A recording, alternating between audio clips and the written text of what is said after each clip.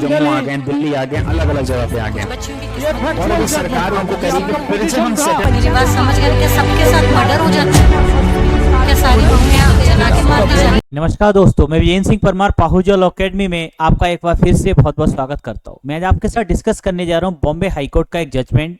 जी हाँ, जिसमें बॉम्बे हाईकोर्ट ने ह्यूमैनिटेरियन ग्राउंड पर, जी हाँ मानवीय ग्राउंड पर या मानवीय आधार पर एक महिला को जमानत मंजूर की। जी हाँ, वो महिला थी गर्भवती।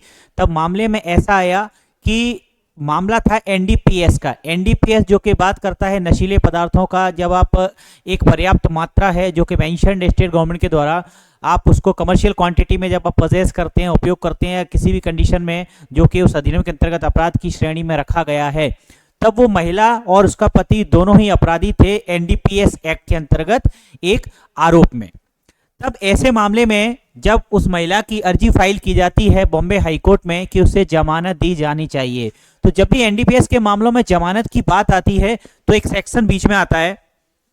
ये सेक्शन है 37 ऑफ एनडीपीएस एक्ट। ये बात करता है offences to be cognizable and non bailable. तो यहां पर जो बात की है इसमें ए और बी दो क्लॉज हैं। Nothing notwithstanding anything contained in the CRPC, every offense punishable under this act shall be cognizable। क्या कहा? पहली बात तो ये बताई कि ऑफेंस जो है कैसा होगा, कॉग्निजेबल होगा, यानी कि संज्ञेय अपराध होगा। दूसरा क्लॉज बात करता है no person accused of an offence punishable for offence under section 19, 24 और 27A of this particular act involving commercial quantity. इन धाराओं के अंतर्गत जो अपराध दंडनीय है जिसमें कमर्शियल क्वांटिटी इन्वॉल्व करती है, उसको बेल पर नहीं छोड़ा जाएगा। बेल और बंदोबस्त पर नहीं छोड़ा जाएगा जब तक कि दो बातें वो कोर्ट को सेटिस्फाई नहीं कर देता। पहली चीज शर्त यह है कि the public prosecutor has been given an opportunity to oppose the application for such release.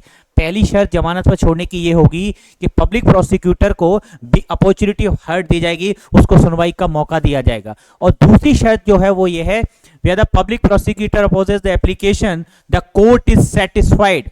Public prosecutor oppose करता है एप्लीकेशन को और कोर्ट सेटिस्फाइड है that there are reasonable ground for believing that he is not guilty of such offence. तो पहली शर्त ये पूरी होनी चाहिए, रीजनेबल ग्राउंड होना चाहिए कोर्ट के पास कि उसने कोई अपराध ऐसा नहीं किया है। एंड दूसरी शर्त इसमें यह है that he is not likely to commit any offence while on bell.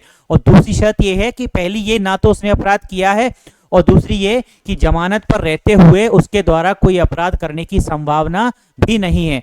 तब ऐसे मामलों में ही कोर्ट जमानत देगा, अन्यथा जमानत देने से इनकार कर देगा। लेकिन अगर हम वर्तमान मामले की बात करें जो कि बॉम्बे हाईकोर्ट में आया था, जिस केस का नाम था Surabhi versus state of Maharashtra, इस मामले में ये दोनों ही चीजें प्रूव नहीं की गई थी, लेकिन फिर भी यहां पर न्यायालय ने जमानत दी। जमानत देने का ग्राउंड था मानवीय आधार, ह्यूमैनिटेरियन ग्राउंड पर जमानत दी। ह्यूमैनिटेरियन ग्राउंड ये था कि वो महिला प्रेग्नेंट थी, वो प्रेग्नेंट लेडी थी, तो इस मामले में 6 महीने की जमानत अलाउ की। और इस मामले में हाईकोर्ट ने ये टिप्पणी की कि यदि जेल में उस बच्चे का जन्म होता है तो ना कि उसका प्रतिकूल असर महिला पर पड़ेगा, साथ ही साथ जो नवजात शिशु होगा उसके स्वास्थ्य पर भी विपरीत प्रभाव पड़ेगा। इस आधार पर हाईकोर्ट ने उस महिला को जमानत स्वीकार की। धन्यवाद। Subscribe for more content.